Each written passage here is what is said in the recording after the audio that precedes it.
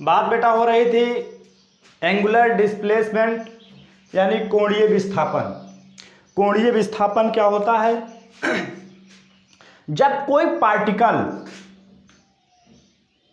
किसी बिंदु से समान दूरी पर होते हुए अपनी स्थिति में परिवर्तन करता है। मान लीजिए ये सेंटर हो गया, इस सेंटर से समान दूरी पर, मतलब ये अपनी स्थिति तो परिवर्तित कर रहा है, अपनी जगह तो बदल रहा है, लेकिन जगह बदलने के बाद भी इस पॉइंट से उसकी दूरी सेम है। इस कंडीशन में आपका कोणीय विस्थापन निकलेगा बेटा। यहां पर था ए पे और आ गया चल के कहां पे? बी पे। जब बी पे आया तो ये जो डिस्टेंस थी ये आपका सेंटर हो गया वो।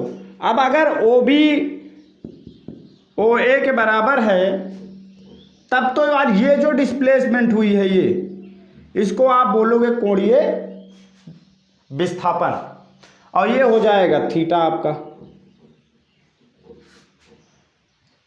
तो एक्चुअली में जब ओ ए और ओ बी क्या है? बराबर हैं, तो ये जो पार्ट मिला आपको ये एक सर्कल का पार्ट मिल गया, एक वृत्त का पार्ट हो गया, क्योंकि ऐसी कंडीशन सिर्फ और सिर्फ एक वृत्त में देखने को मिलती है। आप अपनी स्थिति परिवर्तित करते रहिए, जगह चेंज करते रहिए, सेंटर से हमेशा बराबर दूरी पर हो तो समझ लीजिए आप एक सेंटर के मतलब सर्कल यानी वृत्त के रास्ते पे घूम रहे हो, यानी वृत्त की सर्कमफ्रेंस पे घूम रहे हो। डिफिनीशन: एक समान वृत्तीय गति करते हुए कण की त्रिज्य सदिश द्वारा वृत्त के केंद्र पर आंतरिक कोण उस कण का कोणीय विस्थापन कहलाता है। कोण तथा कोणीय विस्थापन का मात्रक रेडियन होता है। ठीक, ये जो एंगल इसने बनाया भाई, यहां पे था थीटा कुछ नहीं था, जीरो था, यहां से चल के यहां आ गया तो थीटा बना दिया, कितना जो कुछ भी बनाया हो। तो ये जो थीटा बना रहा है इसकी वजह से इसको जो दूरी कवर करनी पड़ी उसको हम लोग बोलेंगे कोणीय विस्थापन। और कोणीय विस्थापन का फॉर्मूला होता है बेटा डेल्टा थीटा बराबर डेल्टा एस अपॉन आर।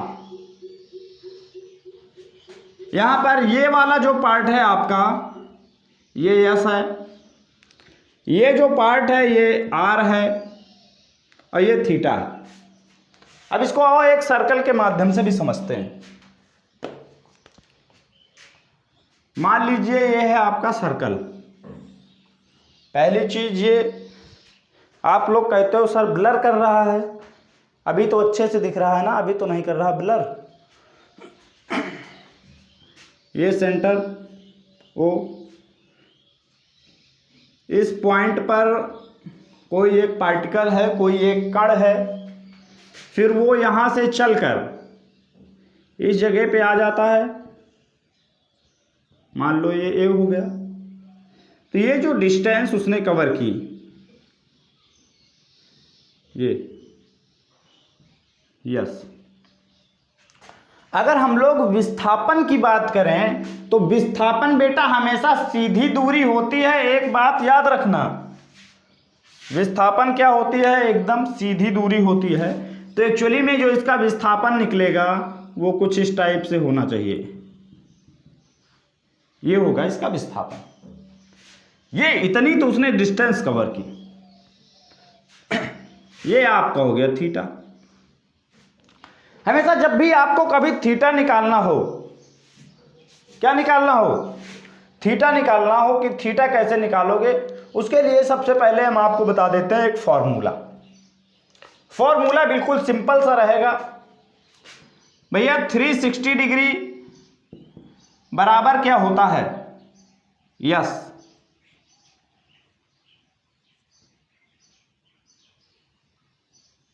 यहां पर हम यस इस पूरे को मार रहे हैं।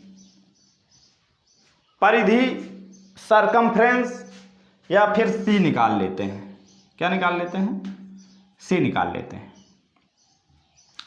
अगर आपको पता है कि सी बराबर यानी सरकमफ्रेंस, सरकमफ्रेंस बराबर पूरी सरकमफ्रेंस लोगे तो 360 डिग्री का एंगल बनेगा यहां पे। अब हमको थीटा पता है और सरकमफ्रेंस निकालनी है कि इतने डिग्री का थीटा कितने सरकमफ्रेंस पे बनेगा। तो कुछ करने की ज़रूरत नहीं है, सिर्फ और सिर्फ आपको लिखना है theta into circumference upon 360 into theta.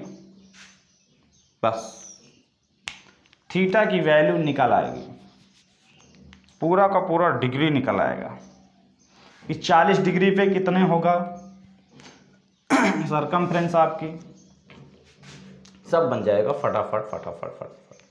अगर थीटा पता है आपको, थीटा की वैल्यू रखोगे तो सरकमफ्रेंस निकलेगा। और अगर आपने सरकमफ्रेंस की वैल्यू रख दी कि भैया 5 सेंटीमीटर हमारा सरकमफ्रेंस है या डिस्प्लेसमेंट 5 सेंटीमीटर है, तो हमको ये बताओ थीटा कितना डिग्री होगा। तो जब सरकमफ्रेंस की वैल्यू रखोगे तो थीटा निकल आएगा। और अगर आपने गलती से क्या किया, थीटा रख दिया, तो सरकमफ्रेंस निकल आएगी। तो एंगुलर डिस्प्लेसमेंट आपको समझ में आया ये, कि जब कोई कण वृत्त के रास्ते पर अपने अंदर कोई ना कोई चेंजेस लाता है, अपने स्थान में चेंजेस लाता है, स्थान को परिवर्तित कर देता है, एक जगह से हटकर दूसरे जगह चले जाता है, लेकिन वृत्त के रास्ते पर, तो वो जो डिस्टेंस कवर करता है उसी को हम लोग कोणीय विस्थापन कहते हैं आप लोगों की लैंग्वेज में। बाकी बुक की लैंग्वेज सामने लिखिए बेटा। मिलते हैं नेक्स्ट क्लासेस में, तब तक के लिए जय हिंद।